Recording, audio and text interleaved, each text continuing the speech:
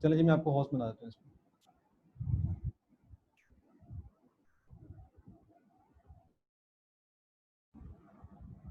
अच्छा, इसमें ना मैं थोड़ी सी चीज़ें ऐड कर दूं। हमने आज एक तो थोड़ा सा बता दूं कि कौन कौन से सेशंस हुए थे। हमारा पावर जनरेशन का सेशन हुआ था जो सर रिजवान ने करवाया था। उसमें हमने सारा जनरेशन का पढ़ा था। उसका जो लेक्चर है वो भी अपलोड हो जाएगा चैनल के ऊपर। और जनरेशन का ना हम थोड़ा सा कल भी डिस्कस करेंगे कि थोड़े से कुछ पॉइंट्स रह गए हैं मेरे ख्याल में डिस्कस करने वाले, वो भी करेंगे। पावर इलेक्ट्रॉनिक्स का सेशन हमारा हुआ है। ठीक है। पावर इलेक्ट्रॉनिक्स का हाँ सेशन जी, ठीक है। वो भी कंप्लीट हो गया था, उसको भी अपलोड हो जाएगा। और ये भी प्रोटेक्शन का है, इसके लिए प्रोटेक्शन के जो ना सब्जेक्ट के लिए मिस माहा है यहाँ पे, तो ये अभी सारा ना एक्सप्लेन कर देंगे यहाँ पे। ठीक है मिस, आप कंटिन्यू करें आप। ठीक है। ठीक है।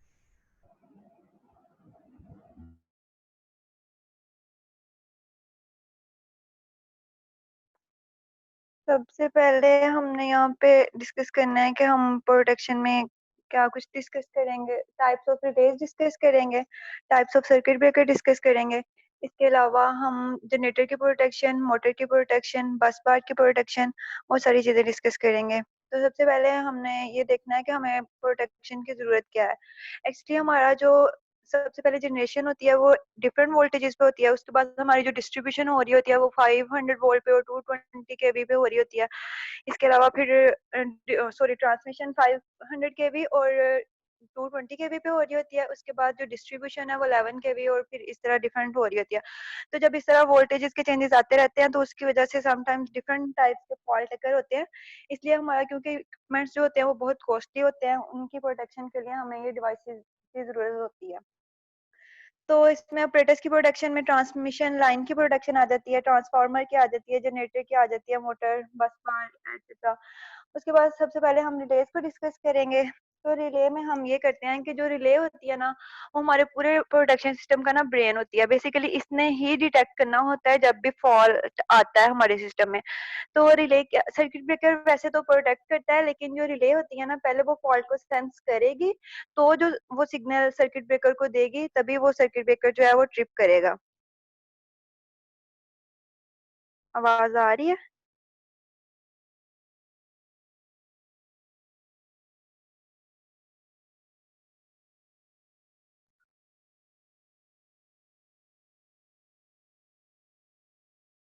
ठीक है। जी जी मिस, आवाज़ आ रही है आपकी। हाँ जी, ठीक है। उसके बाद ना सबसे पहले ना हमने देखना है कि जो ना चीज होती है ना वो रिले वो कैसे एक्ट करती है। तो ना जब रिले जो होती है ना उसने फॉल्ट सेंस करना होता है। जैसे फॉल्ट आता है, मतलब अगर ओवर करंट हुआ है, शॉर्ट सर्किट हुआ है तो ओवर करंट हुआ है, तो वो ओवर करंट रिले वहां लगी होगी, वो डिटेक्ट करेगी फॉल्ट को और वो सिग्नल जो होगा वो सर्किट ब्रेकर पे चले जाएगा। सर्किट ब्रेकर जो होगा वो ट्रिप कर देगा और इस तरह से वो जो फॉल्टी पार्ट होगा ना वो हम सिस्टम से सेपरेट कर देंगे। इसी तरह जो सर्किट ब्रेकर होता है ना ये फ्लो ऑफ करंट को स्टॉप करवा देता है। रिले जो होती है ना, ये बात याद रखिए, जो रिले है वो फॉल्ट को कुछ नहीं कहती, सिर्फ फॉल्ट को डिटेक्ट करके वो सर्किट ब्रेकर को सिग्नल देती है। आगे सर्किट ब्रेकर का काम होता है कि उसने फॉल्ट को करंट को इंटरप्ट करके उस पार्ट को जिसमें फॉल्ट आया है ना उसको सिस्टम से सेपरेट करना होता है। तो यहाँ पे डिफरेंट टाइप्स के सर्किट ब्रेकर हो सकते हैं। SF6 जो है वो आजकल हम ज्यादा यूज कर रहे हैं, लेकिन वो बहुत कॉस्टली होता है, इसलिए ना वो फिलहाल रिप्लेस हो रहा है, लेकिन अभी हुआ नहीं है, कुछ कुछ जगह पे हुआ है। उसके बाद ना और कौन से सर्किट ब्रेकर होते हैं, ऑयल टाइप सर्किट ब्रेकर होते हैं। सर्किट ब्रेकर में ना एक्चुअली होता है क्विंचिंग मीडिया होता है, जिसकी बेस पे ना हम उसको डिस्टिंग्विश करते हैं। मतलब SF6 का मैंने नाम लिया है तो SF6 में SF6 जो है ना वो गैस है, वो एज हम क्विंचिंग मीडिया यूज करते हैं। बेसिकली होता ये है कि सर्किट ब्रेकर में ना दो कंटेंट्स होते हैं। कंटेंट्स होते हैं जब वो आपस में से सेपरेट होते हैं ना तो वहाँ आर्किंग प्रोड्यूस होती है। वो जो आर्किंग प्रोड्यूस होती है ना हमने उसको खत्म करना होता है। उसको खत्म करने के लिए ना उसके अंदर क्विंचिंग मीडिया होता है। तो ऑयल टाइप सर्किट ब्रेकर में हम ऑयल को as a quenching media use करते हैं। इसके अपने ड्रॉबैक्स और बेनिफिट्स हैं, जैसे कि ऑयल टाइप सर्किट ब्रेकर में हम वो आग को तो जल्दी से खत्म कर देता है, लेकिन वहां पे एक्सप्लोजन होने के, आग लगने के चांसेस ज्यादा होते हैं इसलिए। और इसके अलावा वो जो होता है ना ये इसमें फिगर में दिखा रहे हैं कि सारा का सारा सर्किट ब्रेकर के अंदर ही इसके अंदर ऑयल के अंदर डिप किया होता है उसके कॉन्टैक्ट्स को। इसके बाद इसके ये डिसएडवांटेजेस हैं कि इन्फ्लेमेबिलिटी हो जाती है और मेंटेनेंस अच्छा इसकी मिस, हमें यहाँ पे ज्यादा ना करनी पड़ती है। मिस फिगर यहाँ पे ना हाँ नहीं जी। शो हो रही, यहाँ पे वो ज़रा शेयर कर दें आप ना, जो जहाँ से करवा रही हैं। स्क्रीन शेयर नहीं हो रही? नहीं, स्क्रीन अभी शो नहीं हो रही यहाँ पे। अच्छा शेयर, रुके, हाँ, मैं शेयर स्क्रीन से ना उसको ज़रा शेयर करते हैं जी। मैंने किए थे शेयर स्क्रीन।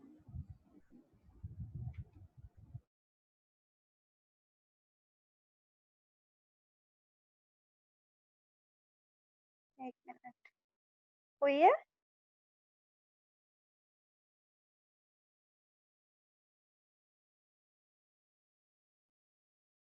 जी ठीक है मिस, आप हो गई show. I think fundamental of ठीक है, प्रोटेक्शन है। हाँ जी ठीक है।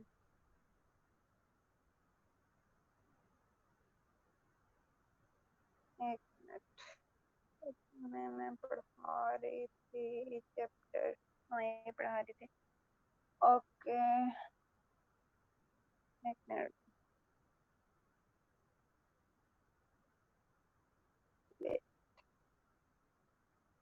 अच्छा, इसमें एक चीज़ मैं ऐड कर दूं ज़रा कि इसमें ना हमारे पास जी जी। क्या कहते हैं कि दो इंपॉर्टेंट पार्ट्स होते हैं सर्किट ब्रेकर के ना, वो भी समटाइम ये पूछ लेता है कि हमारे पास ना पार्ट्स कौन कौन से होते हैं।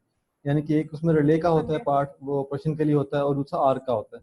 अब आगे जो है ना हमारे पास रिले की ऑपरेशन से भी कुछ मेथड्स हमारे पास आ रहे होते हैं, जो भी अभी एस एफ एस सिक्स की बात की है कि उसको हम प्रोटेक्शन के लिए ना सर्किट ब्रेकर हाँ की यूज़ जी। करते हैं, और अभी तक एस एफ सिक्स ही यूज़ हो रही है, वो भी उसको जो है ना कम्प्लीटली रिप्लेस नहीं किया गया। बाकी जो है ना वो एक हाँ जी। कुछ प्रिंसिपल्स होते हैं जिसे क्विंच सर्किट कहते हैं, ठीक है जी। उसके अंदर तीन तरह के जो है ना क्विंच हम्म। सर्किट्स यूज़ होते हैं। यानी कि एक आपका discharge as a resistance add हो करते हैं हम, और दूसरा जो हमारे पास रेक्टिफायर होता है, और तीसरा जो है ना हमारे पास क्या होता है कि कंडेंसर होता है। तो ये इसमें है दो चीज़ें, सही। तो ये ज़रा है देखने वाली। और क्या बाकी जो ये क्या है ये, जी, मीडियम है?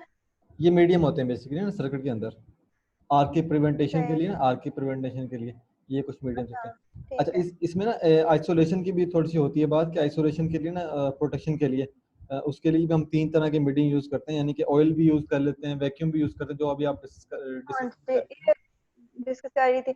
एयर टाइप सर्किट ब्रेकर होता है, वैक्यूम टाइप होता है, SF6 जो है वो भी सर्किट ब्रेकर है। इसी तरह एयर वाले में एयर को हम as a quenching media use कर लेते हैं, मतलब डाइलेक्ट्रिक स्ट्रेंथ के तौर पे यूज होता है। और वैक्यूम वाले में हम वैक्यूम, हर किसी के अपने ड्रॉबैक्स और बेनिफिट्स हैं।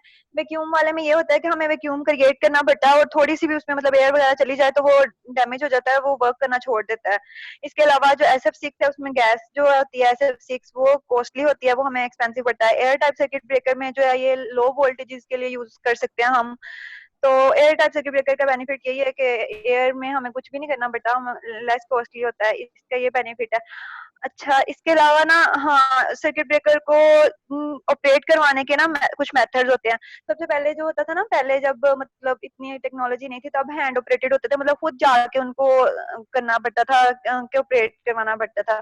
उसके बाद स्प्रिंग वाले आए, मोटर वाले आए, और आजकल न्यूमेटिक चलते हैं, मतलब वो ऑटोमेटिकली ना खुद ब खुद जब रिले उसको सिग्नल देती है तो सर्किट ब्रेकर ऑपरेट कर जाता है।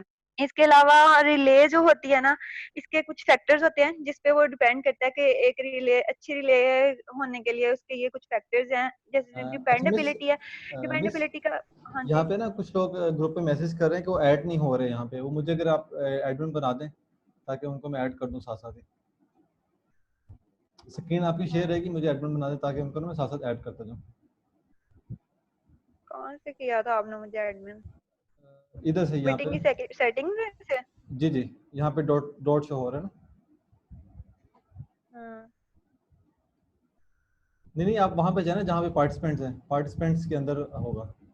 अच्छा अच्छा, जी जी, ठीक है। जो मेरा नेम होगा ना उसके अंदर से उसको कर इनको दो। एडमिट कर दो। जी जी, सारे वेटिंग में है ना, इनको बेशक आप ऐड खुद कर दें या फिर मुझे आप बना दें।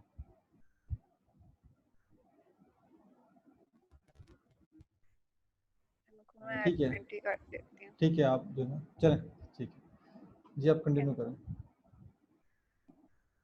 ये फैक्टर्स है, डिपेंडेबिलिटी का फैक्टर है, सिक्योरिटी का, सिलेक्टिविटी का।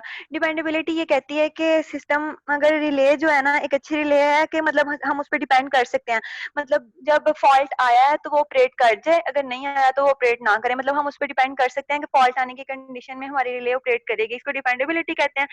इसका फॉर्मूला ये दिया हुआ है कि करेक्ट ट्रिपिंग्स और डिवाइडेड बाय डिजायर्ड ट्रिपिंग, मतलब हम जब चाह रहे थे उसने ऑपरेट किया था कि नहीं किया था, इससे हम उसकी डिपेंडेबिलिटी का आइडिया लगा सकते हैं।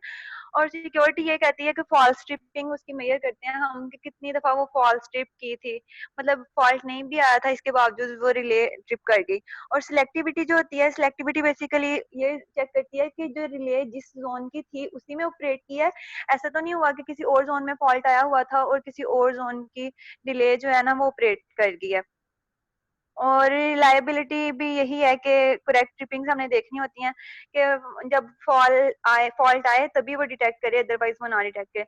अब जोन्स का ये सीन है कि जो जोन्स में हम ये कहते हैं कि एक जो रिले होती है ना, पर्टिकुलर रिले, उसका अपना एक जोन होता है। मतलब अगर हमने ट्रांसफार्मर के अराउंड रिले लगाई है ना, तो उसका जोन जो है ना वो सिर्फ ट्रांसफार्मर है। मतलब वो सिर्फ अगर ट्रांसफार्मर पे फॉल्ट आएगा तो ही डिटेक्ट करेगी। इसके अलावा अगर कहीं ट्रांसमिशन लाइन पे या बस बार पे फॉल्ट आता है तो इससे उसको रिले को कोई कंसर्न नहीं है, यानी उस रिले का जोन जो है सिर्फ उसका ट्रांसफार्मर है। इसके अलावा वो किसी भी जोन में फॉल्ट आए तो उसको डिटेक्ट नहीं करना चाहिए, उसको सिर्फ ट्रांसफार्मर के फॉल्ट पे ही ऑपरेट करना चाहिए। ये चीज थी। और इसके अलावा अब हमने वो डिस्कस करना है टाइप्स ऑफ प्रोटेक्शन। अच्छा, इसमें ना एक क्वेश्चन आता होता है कि वो एनटीएस के अंदर क्वेश्चन आया था कि जो हमारे पास सर्किट ब्रेकर होता है वो पावर फैक्टर को इंटरप्ट करता है, वेव फॉर्म को इंटरप्ट करता है, वोल्टेज को करता है या करंट को करता है। ठीक है, तो हमारे पास है ना करंट को करंट को इंटरप्ट करता है। जी जी, वो करंट को कर रहा होता है। करंट को इंटरप्ट और करता है। बाकी हमारे पास एक और क्वेश्चन आया था कि SF6 जो हमारे पास गैस होती है उसकी जो है ना density as compare to air कितनी होती है। वो उसकी जो ना आई थिंक 5 to 6% जो है ना वो ज़्यादा हमारे पास होती है। और इसका ज्यादा होती होगी क्योंकि ऐसा ज्यादा बेल्ट है। जी जी।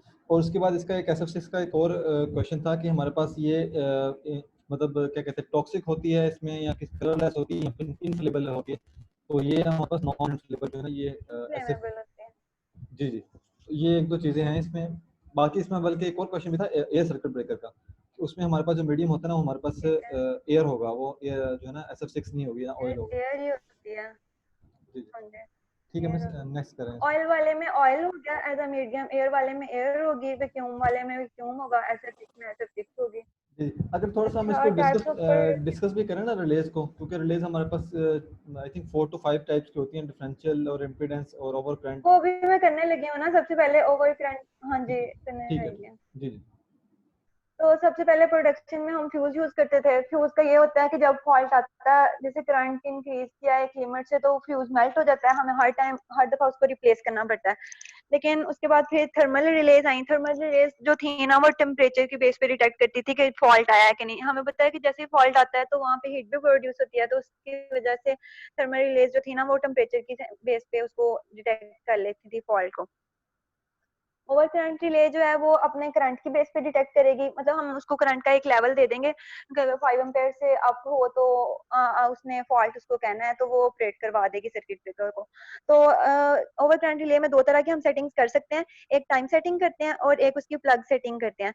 जो टाइम सेटिंग होती है ना वो इस तरह से करते हैं कि जब फॉल्ट आया है ना तो रिले कुछ मतलब कुछ सेकंड्स के लिए वेट करे कि ये फॉल्ट टेम्परेरी तो नहीं था, मतलब उसके बाद थोड़े से सेकंड्स के लिए उसने वेट करना है। ये हमने खुद सेट करना होता है कि कितने टाइम के लिए वो वेट करे ऑपरेट होने से पहले।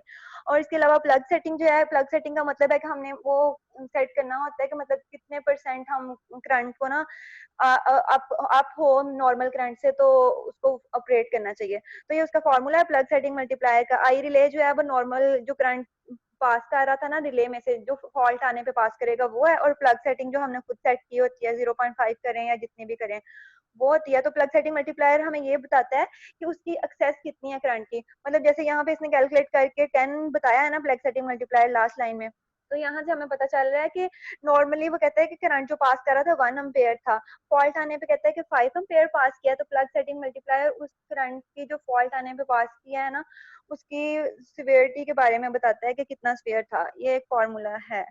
इसके बाद इंस्टेंटेनियस टाइप होती है ओवर करंट रिले की। ये हमें बताती, ये इस तरह से होती है कि मतलब फॉल्ट आया है तो फौरन ऑपरेट कर दे, इंस्टेंट ऑपरेट करती है ये इंस्टेंटेनियस ओवर करंट रिले। और एक ओवर करंट रिले की टाइप होती है definite time over current relay. इसमें हम कहते हैं कि कुछ मतलब हमने टाइम सेट किया होता है कि कुछ जितने टाइम के बाद तुमने रिले ने ऑपरेट करना है तो वो डेफिनेट टाइम हो जाता है। और inverse time over current relay, inverse time over current relay ये होती है कि मतलब टाइम के इनवर्स होती है। अगर तो फॉल्ट थोड़ा है, करंट थोड़ा है, तो वो ज्यादा टाइम मतलब जितना टाइम सेटिंग आपने दिया उस पर ही ऑपरेट करेगी। लेकिन इसके अलावा अगर फॉल्ट की वैल्यू ज्यादा है ना, मतलब अगर बहुत फेयर फॉल्ट आया तो करंट की वैल्यू पे डिपेंड करता है उसका रिले का ऑपरेट होना। मतलब इनवर्स टाइम है ना, तो अगर फॉल्ट करंट ज्यादा है तो वो फौरन ऑपरेट करेगी, इंस्टेंट ऑपरेट करेगी। अगर लेकिन फॉल्ट इतना स्वेयर नहीं है तो फिर वो अपने टाइम, उस टाइम के लिहाज से ऑपरेट करेगी। Inverse definite time minimum current over relay है, ये ज्यादातर यूज होती है और इसका ये एक फार्मूला है, मतलब कि उससे भी ज्यादा इसकी कर्व जो है ना, ये यहाँ इस ग्राफ में देख सकते हैं, उससे भी ज्यादा स्लोप इसकी कम है। और ये इसका फार्मूला है ऑपरेटिंग टाइम का, इनवर्स डेफिनेट का। ये इसके थ्रू हमने न्यूमेरिकल सॉल्व किए थे। इसमें जो टाइम मल्टीप्लायर सेटिंग जो होती है वो भी हमें गिवन होती है, प्लग सेटिंग मल्टीप्लायर जो होती है वो भी हमें गिवन होती है। तो इससे हम ऑपरेटिंग टाइम निकाल सकते हैं उस रिले का, कि फॉल्ट आने के कितने टाइम बाद वो रिले ऑपरेट करेगी। इस फॉर्मूले से हम निकाल सकते हैं इस चीज को। और इसके अलावा very inverse time over current relay है, ये भी जैसे इनवर्स बताया है ना, तो ये वेरी इनवर्स है, मतलब ये उससे भी पहले ऑपरेट कर जाती है। तो इसका ये फॉर्मूला जो है ये डिफरेंट है 13.5, और इसमें भी टाइम मल्टीप्लायर सेटिंग गिवन होगी, प्लग सेटिंग मल्टीप्लायर भी गिवन होगा। एक्सट्रीमली इनवर्स है, इसका भी फॉर्मूला ही ऐसे ही याद करना है एज इट इज। इसके अलावा बस इम्प्लीमेंटेशन है इसकी। अच्छा, इसमें ना क्वेश्चन आ जाता है क्या कहते हैं इंस्टेंटेनियस रिले का, कि वो कहता है कि इंस्टेंटेनियस रिले का जो ना वो ऑपरेटिंग जो सेकंड टाइम होता है वो कितना होता है। तो ये काफी ज्यादा क्वेश्चन आता है, इसमें 0.2 सेकंड है ना उसका ऑपरेटिंग टाइम होता है इंस्टेंटेनियस का। तो इसको आपने देख लेना, बाकी जो है ना इसमें मैं एक दो चीजें और मैं यहाँ पे बता दूं अगर एक सेकंड। इंस्टेंटेनियस का 0.2 कंफर्म होता है? जी जी, ये कंफर्म है, 0.2 होता है सेकंड इसका ऑपरेटिंग टाइम। ठीक है। अच्छा, इसमें एक और था हमारे पास। अच्छा जी हाँ, इसमें हमारे पास ना मोटर का केस में आ जाता है कि मोटर के केस में ना ओवरलोड की कंडीशन में हम कौन सी जनरल रिले यूज करते हैं। तो वो हमारे पास जो है वो थर्मल रिले वहाँ पे यूज कर रहे होते हैं। एक हमारे पास ये था, ठीक है। और हमारे पास ये क्वेश्चन एक आया हुआ था, और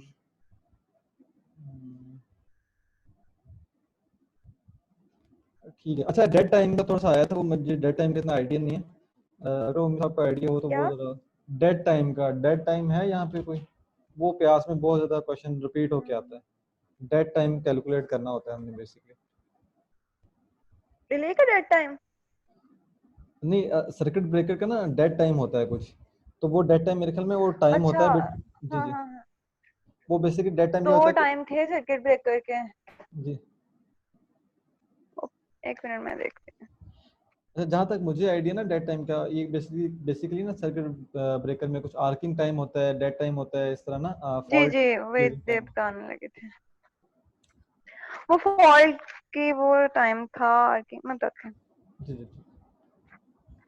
मैम जरा स्लो, अच्छा मैं एक तो थोड़ा स्लो कह रहे हैं, दूसरा वो कुछ आई थिंक अगेन लोग मीटिंग में हैं, उसमें वेटिंग में कुछ लोग। अच्छा, देखते हैं।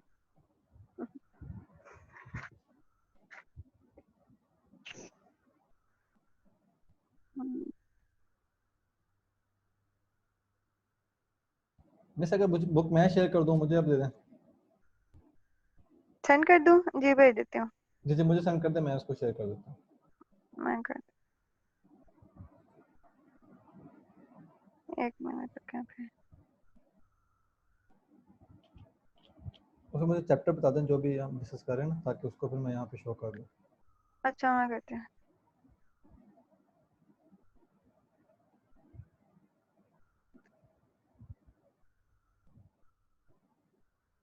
स्क्रीन शेयर हो रही है अभी? नहीं नहीं, अभी नहीं हो रही है उसमें। ठीक है। टाइम होते हैं सर्किट ब्रेकर के। एक तो ओपनिंग टाइम होता है ना उसके कॉन्टैक्ट का, जी जी मतलब पहले क्लोज थे ना फॉल्ट आने से पहले, लेकिन जब फॉल्ट आया तो उसने करंट को इंटरप्ट करना है, तो उसके लिए उसको अपने वो कॉन्टैक्ट्स ओपन करने पड़ेंगे। तो कॉन्टैक्ट्स ओपन होने का टाइम जो होता है वो ओपनिंग टाइम होता है। इसके बाद मैंने आपको बताया कि वो आग प्रोड्यूस होती है, उस आग के प्रोड्यूस होने से खत्म होने तक का जो टाइम है ना, एक ये टाइम होता है। तो उसके बाद बस सर्किट ब्रेकर ऑपरेट कर देता है। आई थिंक इसी दोनों के सम को उन्होंने डेड टाइम कहा होगा। अच्छा, इसका ना मुझे जहाँ तक डेड टाइम का पता है वो ये होता है कि जब तक आपका जो करंट है ना उसकी ओपनिंग और क्लोजिंग के कॉन्टेक्ट के दरम्यान में जो डेड टाइम आपका करंट होता है ना, जब तक जीरो ना हो जाए वो आपको डेड टाइम कहलाता है। लेकिन अगर इस सेशन के अंदर कोई है जिसको पता हो डेड टाइम के बारे में, तो वो डिस्कस करना चाहिए, क्योंकि ये प्यास का ना ये बहुत फेवरेट क्वेश्चन है। जो सेट कर रहे होते हैं ना आपके प्यास का पेपर सेट करते हैं टीचर्स जो करते हैं, ये उन्हीं की तरफ से ही है। तो अगर किसी को इसके बारे में पता हो तो वो ज़रा काइंडली डिस्कस कर लें यहाँ पे।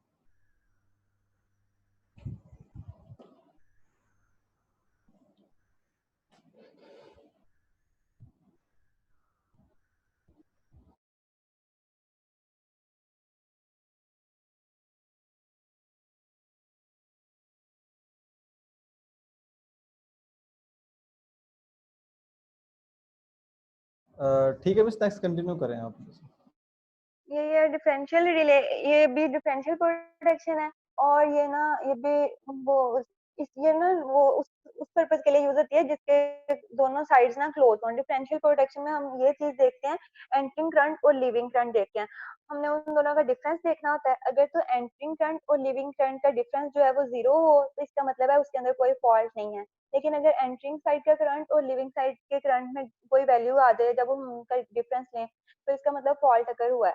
तो इसके लिए ये हम वहां पे यूज करते हैं जिसके दोनों कंडक्टर हो ना वो क्लोज पड़े हों। तो इसलिए हम इसको ट्रांसफार्मर की, जनरेटर की और बस बार की प्रोडक्शन के लिए ये वाली जो स्कीम है ना ये यूज करते हैं। ट्रांसमिशन लाइन की प्रोडक्शन के लिए ये हम नहीं यूज कर सकते क्योंकि वो तो बहुत लॉन्ग होती है। तो जो जिसके जी ऐसी कोई भी ट्रांसपोर्ट डिवाइस जिसके दोनों एंड क्लोज पड़े हो ना, मतलब हम एक साइड पे एक सिटी लगाएंगे, दूसरी साइड पे दूसरा सिटी लगाएंगे और उसका करंट का डिफरेंस लेंगे, तो अगर तो वो करंट का डिफरेंस 0 आ जाएगा तो मतलब फॉल्ट नहीं है, अदरवाइज वहां पे फॉल्ट होगा। इसको आगे ले जाएं।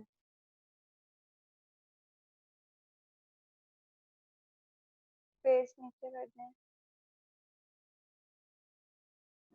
मुझे बता दें जरा कहाँ पे करना है इसको। नीचे बताएं। इसमें यही, ये जो सिंपल डिफरेंशियल प्रोडक्शन है ना, ये देखें इसमें उन्होंने बताया हुआ है, हम इसमें हमें 2 सिटीज रिक्वायर होते हैं। जो भी इक्विपमेंट जिसकी हमने प्रोडक्शन करनी है ना, अगर सपोज कर लें यहाँ पे जनरेटर है, तो उसकी एक साइड पे सिटी लगेगा, दूसरी साइड पे भी सिटी लगेगा। तो सिटी आपको पता है कि हमें करंट बताता है, करंट में ये करके बताता है। तो हम दोनों साइड से करंट लेंगे सिटीज के थ्रू और उसका डिफरेंस लेंगे। अगर तो उसका डिफरेंस 0 होगा तो हमारी ये जो रिले लगी हुई है ना, इसमें से कुछ भी पास नहीं करेगा, तो हमारी रिले ट्रिप नहीं करेगी। लेकिन अगर यहाँ पे कोई डिफरेंस आ जाएगा करंट का, तो उस कंडीशन में हमारी रिले जो है यहाँ से ट्रिप कर जाएगी और हमें पता चल जाएगा फॉल्ट है। आगे करें।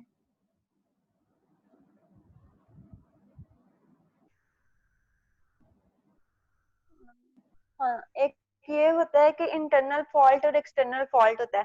डिफरेंशियल प्रोटेक्शन जो है ना सिर्फ इंटरनल फॉल्ट पे ऑपरेट करनी चाहिए, इसको एक्सटर्नल फॉल्ट के लिए ऑपरेट नहीं करना चाहिए। तो इसके लिए जो है ना सिंपल डिफरेंशियल प्रोटेक्शन जो है ना ये इतनी सूटेबल नहीं होती, क्योंकि ये समटाइम्स एक्सटर्नल फॉल्ट पे भी ऑपरेट कर जाती है। तो इस कंडीशन में हमें इसको ना थोड़ी मॉडिफिकेशन करनी पड़ती है। तो आगे करें। हाँ, ये जोन ऑफ प्रोटेक्शन मैंने आपको पहले भी बताया था कि मतलब जोन का मतलब ये है कि जिस रीजन में उसने ऑपरेट करना होता है। तो अब ये डिफरेंशियल रिले है, तो इसका जोन सिर्फ उतना है जिस इक्विपमेंट के लिए हमने इसको लगाया है ना, मतलब दोनों साइड सिटीज जहां तक हैं, सिर्फ उतना जोन है। इसके बाहर अगर इसका फॉल्ट, जैसे मैंने आपको बताया एक्सटर्नल फॉल्ट आएगा तो ये ऑपरेट नहीं करेगी, इसको सिर्फ इंटरनल फॉल्ट के लिए ऑपरेट करना चाहिए। मतलब ट्रांसफार्मर के ऊपर या ट्रांसफार्मर के अंदर कोई फॉल्ट आए सिर्फ तब ऑपरेट करे, अदरवाइज ऑपरेट ना करे। आगे करें।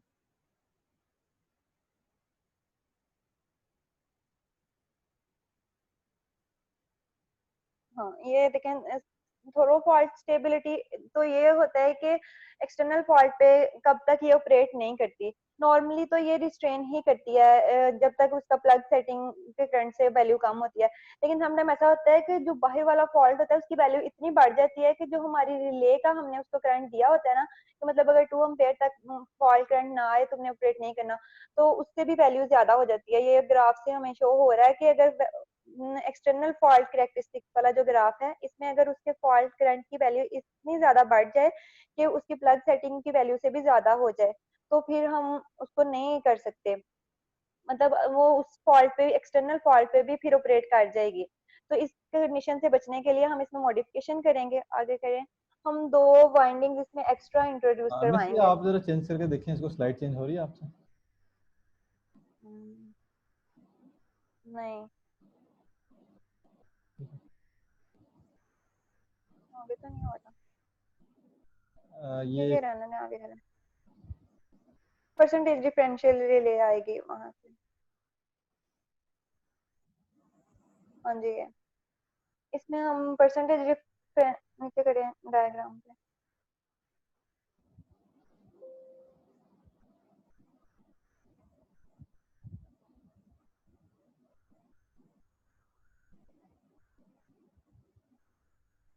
ये इसी डायग्राम पे ये जो 9.3.13।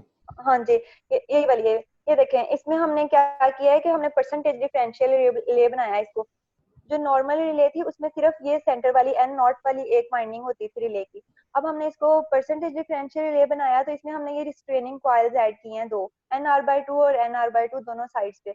ये क्या करेंगी, जैसे ही एक्सटर्नल फॉल्ट आएगा आएगा भी ना, और उसका करंट इतना ज्यादा भी हो जाएगा, इसके बावजूद ये रिस्ट्रेन करेंगी, मतलब ये एक टॉर्क प्रोड्यूस करेंगी जो कि हमारे ऑपरेटिंग टॉर्क से कम ही रहेगा हमेशा in case of external fault. और इंटरनल फॉल्ट के केस में ये कॉइल्स जो है ना, इनका जो टॉर्क होगा वो हमारी ऑपरेटिंग कॉइल से कम हो जाएगा और हमारी जो है रिले वो ऑपरेट कर जाएगी।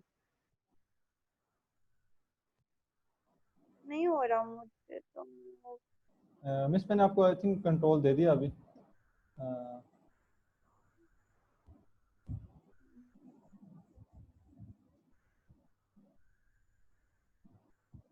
एक ही माइक है।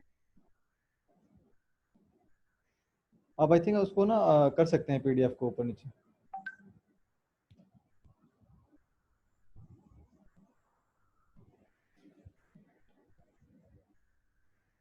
मैं अपनी स्क्रीन शेयर कर लेती हूँ। नहीं नहीं, अब मैंने आपको ना कंट्रोल दे दिए हुए हैं इसी के, जो मैंने अभी शेयर किया है स्क्रीन। तो इस PDF मैं को आप कर रही हूँ, नहीं हो रहा।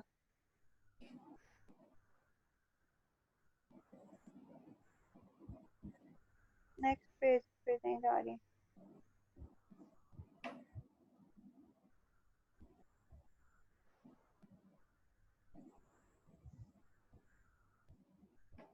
चलें उसको मैं कर लेता हूँ उसमें कुछ।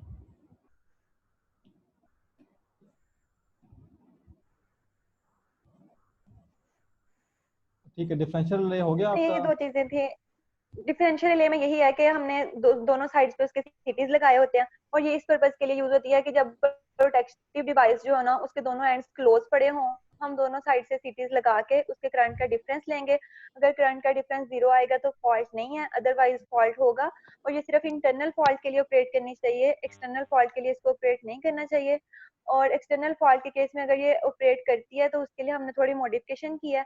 हमने इसको परसेंटेज डिफरेंशियल रिले बनाया है। उसको परसेंटेज डिफरेंशियल रिले बनाने के लिए हमने इसमें दो कॉइल्स ऐड किए हैं, उनको रिस्ट्रेनिंग कॉइल्स कहते हैं। तो जैसे फॉल्ट करंट एक्सटर्नल इंक्रीज करता है तो वो उन कॉइल्स में ना टॉर्क प्रोड्यूस होना शुरू हो जाता है। तो उनका जो ऑपरेटिंग टॉर्क प्रोड्यूस होता है वो ऑपरेटिंग टॉर्क से कम ही रहता है एक्सटर्नल फॉल्ट के केस में। तो हमारी रिले ठीक वर्क करती है, एक्सटर्नल फॉल्ट पे ऑपरेट नहीं करती। बस यही चीज थी। ये भी अर्थ लीकेज प्रोटेक्शन, इसके लिए हमने ओवर करंट रिले लगाई हुई है अगर अर्थ इसमें ना फॉल्ट आप होता है। बेसिक बेसिक बता दें, इसमें ना ज़्यादा डेप्थ में जाने की जरूरत नहीं है चीज़ों को ना, हाँ जी, क्योंकि ठीक है, इसमें ठीक क्वेश्चन है। आएंगे भी नहीं, तो अगला चैप्टर खोल बेसिक बताते जाएं। अगला चैप्टर खोलें, ट्रांसफार्मर की प्रोटेक्शन वाला। ये ज़रा इंपॉर्टेंट है, इसके अंदर ना बकल रिलेज वगैरह किस तरह से यूज़ करते हैं और सारी चीज़ें। हाँ जी, ठीक है। हाँ, नीचे कर दें।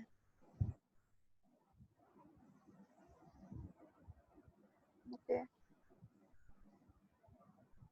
और नीचे। टाइप्स ऑफ फॉल्ट भी थोड़ा डिस्कस कर लें अगर हैं हाँ इसमें। जी, टाइप्स ऑफ फॉल्ट। ये नीचे टेबल होगा, उस वो खोलें, वो मैं उसको भी बताती हूँ।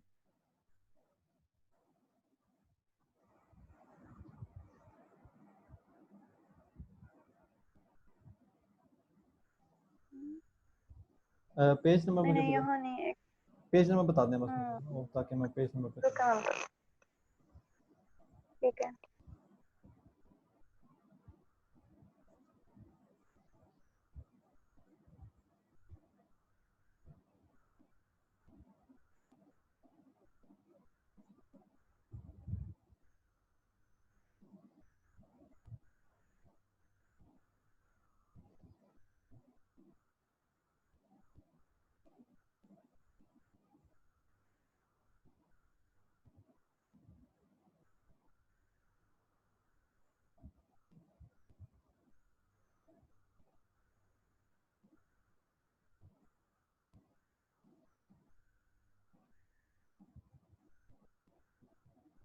अच्छा, इसमें ना बेशक आप ना अपने फ़ोन में PDF उसको ओपन कर लें, मुझे उसमें ना बस बताते जाएं कि कौन कौन सा जो है ना पेज आप करवा रही हैं, ताकि उधर से मैं फिर उसको ओपन जो है ना अपने इस पे कर लेता हूँ।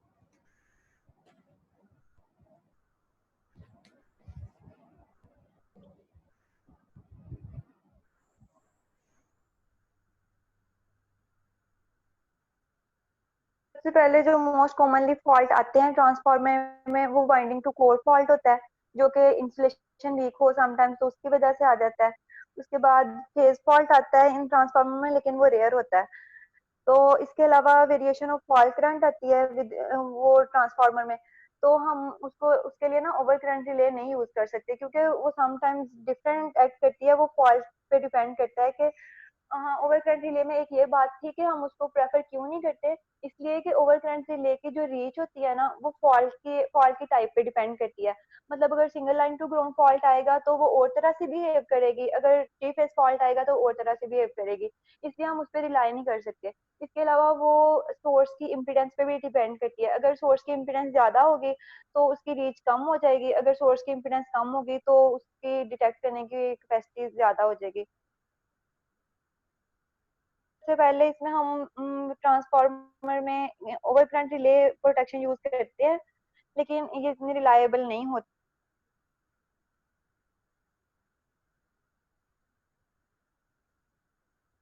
आप लोगों को बताया था कि इसमें भी हम परसेंटेज डिफरेंशियल रिले ही यूज करते हैं प्रोटेक्शन के लिए। हम ट्रांसफार्मर की दोनों साइड पे परसेंटेज डिफरेंशियल रिले लगा देते हैं, तो जैसे ही फॉल्ट आता है तो वो हमें डिटेक्ट करता है। इसमें सबसे इम्पोर्टेंट एक फिनोमिना है इनरश फिनोमिना। तो ना वो ये कहता है कि इनरश फिनोमिना जो होता है ना वो सिंपल ओवर करंट रिले इसको डिटेक्ट नहीं कर सकती। क्यों नहीं डिटेक्ट कर सकती? कि अगर हम ये कह दें कि अगर फॉल्ट करंट जो है ना 5 एम्पेयर से ज्यादा हो तो ओवर करंट रिले को ऑपरेट करना चाहिए। लेकिन इनरश फिनोमिना में ये होता है कि स्टार्टिंग फ्लक्स जो होता है ना वो 3 टाइम्स हो जाता है नॉर्मल स्टेट से। तो वो ओवर करंट रिले क्या करेगी, वो स्टार्टिंग करंट को भी वो ये ले लेगी कि ये फॉल्ट करंट है, तो वो वहां पे ऑपरेट कर देगी। तो इस कंडीशन के लिए ना हमें कोई डिफरेंट फिनोमिना चाहिए था कि जो इस फिनोमिना को भी डिटेक्ट कर सके कि इनरश फिनोमिना जब होता है ना उसमें फ्लक्स जो होता है वो 3 टाइम्स हो जाता है नॉर्मल फ्लक्स के।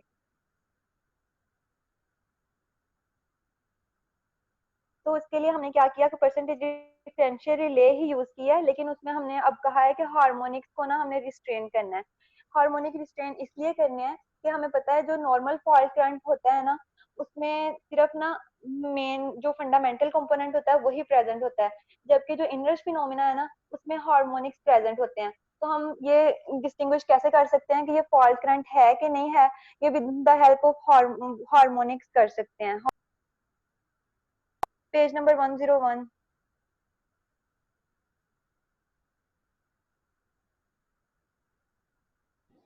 अच्छा, हमारे पास ना एक हाँ क्वेश्चन, जी, यहाँ पे देखिए। मैंने एक क्वेश्चन जरा बता दूं। यहाँ पे क्वेश्चन आया था यहाँ पे डेस्को सॉरी नेस्पा के अंदर कि हमारे पास जो डिफरेंशियल प्रोटेक्शन की जो होती है ना प्रिंसिपल उसका प्रोटेक्शन का, तो वो किस पे वर्क करता है? मतलब जनरेटर पे करता है, ट्रांसफार्मर पे करता है, या मोटर पे करता है? ठीक है, तो वो हमारे पास जनरेटर और ट्रांसफार्मर के केस में कर रहा होता है। तो ये जरा एक हाँ क्वेश्चन। जी, जनरेटर और ट्रांसफार्मर मैंने आपको बताया जिसके दोनों एंड क्लोज पड़े हों वही, मतलब ट्रांसफार्मर की दोनों साइड पे हम सीटी लगा के उसका करंट ले सकते हैं ना, एंटरिंग करंट और जी लीविंग करंट। जी। तो इसलिए हम उस पर यूज कर सकते हैं। इसी अच्छा, तरह जनरेटर के भी दोनों एंड क्लोज होते हैं। हम इसको हम फीडर्स में कर सकते हैं, क्योंकि फीडर के भी दोनों एंड जो है ना वो फीडर्स के दोनों एंड क्लोज होते हैं हमारे पास। बस बार के प्रोटेक्शन में आएगा। मेरे ख्याल में, क्योंकि फीडर की प्रोटेक्शन के लिए ना मेरे ख्याल में डिफरेंशियल रिले मैंने देखा है कि कहीं किसी भी स्टेशन में ना ये यूज करते हैं। अच्छा, ये ये इनवर्स फिनोमिना जो है ना, ठीक हाँ जी, ठीक है, कंटिन्यू करें इसको। इनवर्स फिनोमिना जो है ना ये स्टार्टिंग पे होता है जैसे फ्लक्स 3 टाइम्स हो जाता है। इसको नॉर्मल से डिस्टिंग्विश करने के लिए हम क्या करते हैं, इसमें से जो हार्मोनिक वाला कंपोनेंट होता है ना वो फिल्टर लगा के सेपरेट कर लेते हैं और फिर उसको रिस्ट्रेनिंग टॉर्क को दे देते हैं। और जो फंडामेंटल सिर्फ कंपोनेंट होता है ना वो हमने अपनी ऑपरेटिंग कॉइल को देना होता है, क्योंकि हमने सिर्फ जो फॉल्ट जो होता है ना हमारा उसमें सिर्फ फंडामेंटल कंपोनेंट्स होता है, उसमें हार्मोनिक। तो इस तरह से हम इसको डिस्टिंग्विश कर सकते हैं। इसके बाद नेक्स्ट जो होता है वो high resistance to ground fault है। ये over current relay simple use करके हम इनको डिटेक्ट कर सकते हैं।